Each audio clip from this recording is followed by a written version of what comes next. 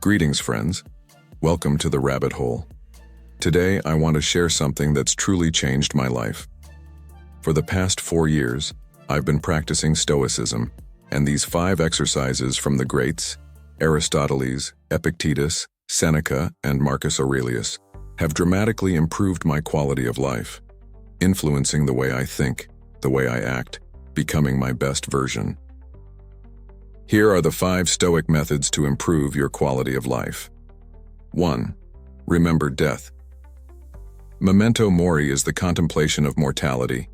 By reminding ourselves that life is finite, we can better appreciate the present moment and live with greater intention and purpose. Keep a small object such as a skull or a coin with the inscription, Memento mori, on your desk. This reminder can help you focus on what truly matters, avoid procrastination, and live each day to the fullest. 2. After reading Meditations by Marcus Aurelius. Several times I came across an exercise that will truly help you, which is called a view from above. Marcus Aurelius advises us to perform an exercise called view from above. This exercise involves envisioning ourselves from a third-person perspective. In this vision, we zoom out while keeping ourselves in the center. We continue zooming out and contemplating the scale of the universe. For instance, your first zoom might encompass a view of you from above the roof of your house. Increase the magnitude and you might see a view of your street. Increase the magnitude and you might see a view of your country. Keep going until you can picture a view of Earth from the stars.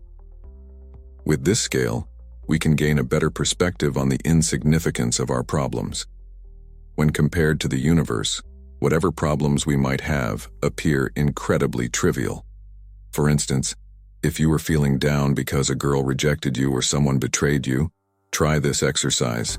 It is far easier to overcome emotional hurdles when we put things into perspective. So, if you want to approach a beautiful woman but you have approach anxiety, visualize yourself in third person from above. Then, back out to yourself from the block, then the city, then the town, zooming out like you're flying above yourself looking down. Continent, Earth, solar system, etc. The purpose is to put into perspective how insignificant you are, and that your actions are largely irrelevant in the bigger universe. So, if we're just a tiny part of a vast universe, what point is there in not approaching this person you're attracted to? Even if it goes terribly, you'll still be here, and nothing will really change. Spend a few minutes each day visualizing your place in the universe and reminding yourself of the bigger picture. 3. Next, we have an exercise from Seneca called negative visualization. Negative visualization, despite the name, is an exercise that will increase your default level of happiness if practiced consistently. The exercise consists of you envisioning what it would feel like if you lost certain things from your life.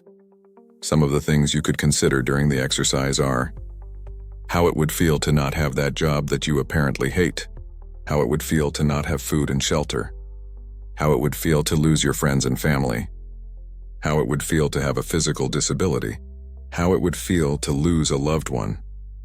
This exercise is not meant to be dark or morbid. It's meant to put things into perspective, allowing you to see how lucky you truly are. It also prepares you for worst-case scenarios. You are not meant to fixate on these thoughts, but consider them from time to time.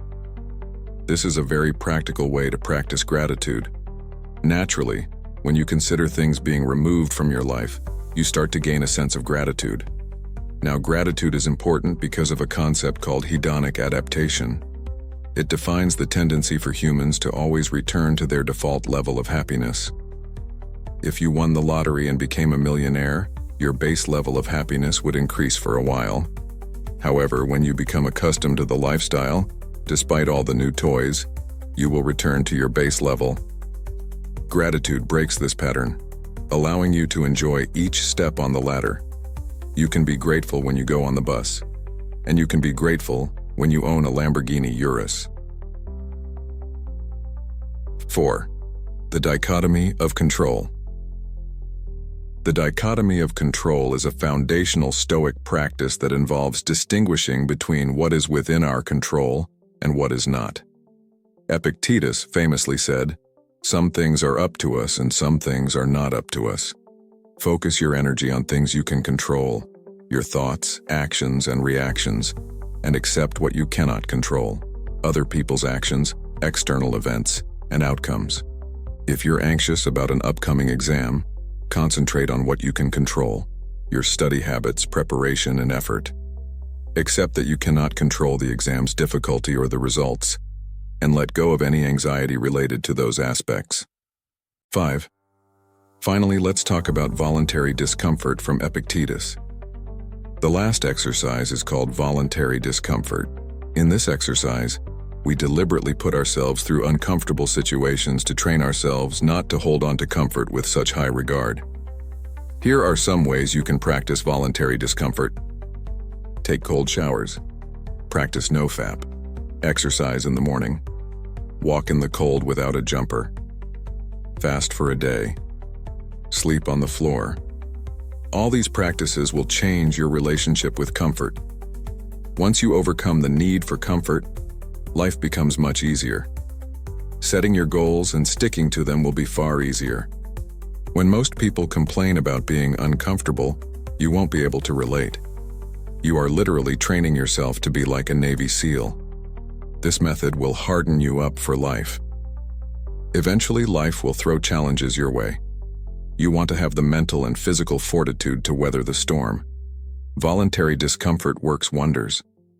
It really toughens you up and fosters an iron will. For example, no-fap has been a struggle for me, but this recent streak of 2 weeks has been machine-like and focused. Exercising in the morning gets the blood pumping to the brain, and I find myself far less groggy throughout the day. Cold showers also help with muscle recovery, as I lift heavy 4 times a week. And finally, sleeping on the floor on a thin pallet with a quilt to cover, no pillow for me most of the time, has really improved my posture. The quality of sleep isn't negatively impacted. If anything, it slightly improves, probably due to better circulation and breathing, and it's much easier to get up in the morning. Stoicism and voluntary discomfort don't equate to being boring or too serious.